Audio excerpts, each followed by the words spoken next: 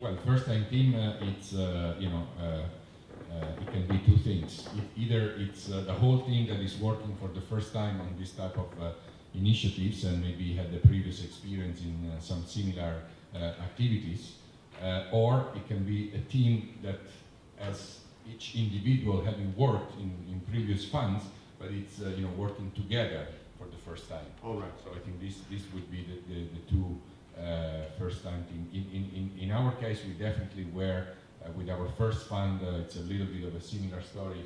Again, to Alexandra, we also had to get into a market like Italy, and there were many incumbents, and there were mainly big, large public institutions. So it was not easy, to get in. But probably what we did was to combine some of our local experience with some international players, and this we found very useful.